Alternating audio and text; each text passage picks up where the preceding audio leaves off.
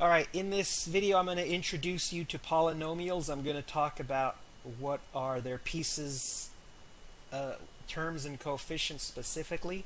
Alright, so we've already learned what an expression is. We have variables, right, x, y, z, a, b, c, and we could make expressions out of them by combining variables with other variables or other numbers. 2y plus b, etc., etc.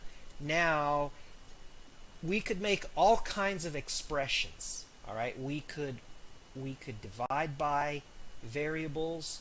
We could do whatever we could dream up. A times b times c divided by x.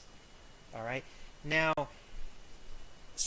what we would do if we had all these expressions is we might decide, you know what, let's categorize different flavors, and so we can tell them apart. And sometimes we might only want a certain kind. We want to focus on a certain kind.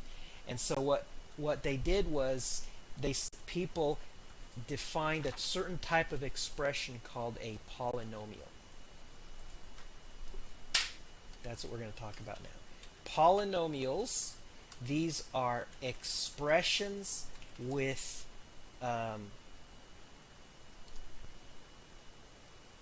only natural number exponents and no division by variables. Those are the main criteria to get to join the polynomial club.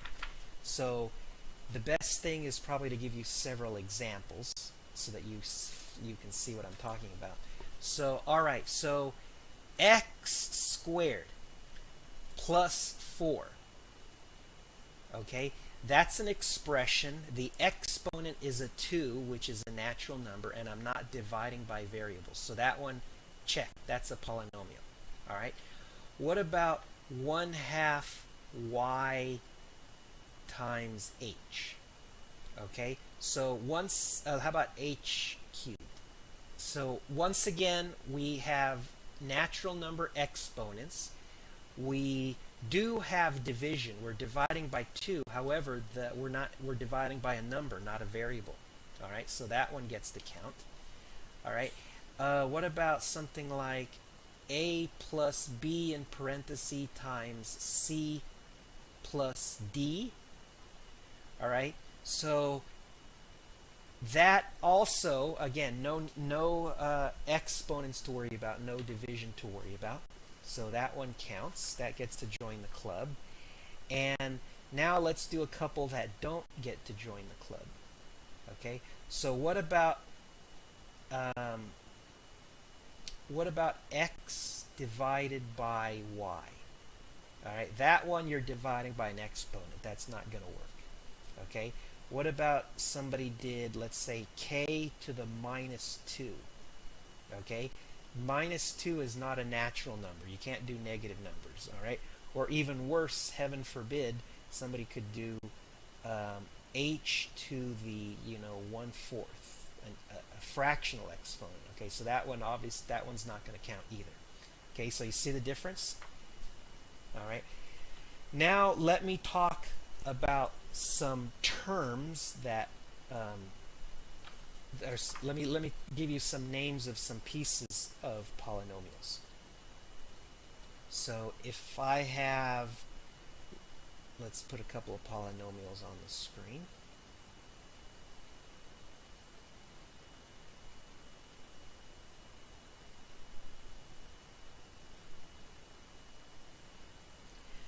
All right, so the first thing is what people call coefficients. Okay, if you have a piece of a polynomial, if there's a certain blob that has some variables and numbers, the number part is what we call the coefficient. All right, so looking at these, can you label the coefficient of each of the pieces being added or subtracted together? Try to do that now, and I'll circle them in a minute. Okay, so the coefficient for the first one, the coefficient of the 2x squared is this 2. The coefficient of the 4x piece is the 4. And then the minus 7, well that's just that's just a number, so that we call that the coefficient as well. Or you can think of usually I take that back. Coefficient is really only when you have a variable. It's the part without the variable, so forget that. Let me do the last one now. So the z there's a minus 8. That's the coefficient there. Okay. Now, what's the coefficient of the y cubed? So there's no number in front. However, if you really want to say it has a coefficient, you can. That of course is the same as multiplying by 1, right? So you can pretend there's an invisible 1 there, and so the coefficient is 1. All right. Now let's do the middle one. What about x divided by 2? Is there a number multiplying the x? Well, yes and no. If the way that I wrote it, there's no number multiplying the x. However, hopefully you can see that that's the same thing as 1/2 times x, right? So we would say then that the coefficient of the middle one is 1/2. All right. Now, notice that I focused on pieces that were being added and subtracted together. All right. So those pieces that are added and subtracted together, those are referred to as terms. All right. Would you please now identify the terms of these polynomials? I'll give you a minute to do that.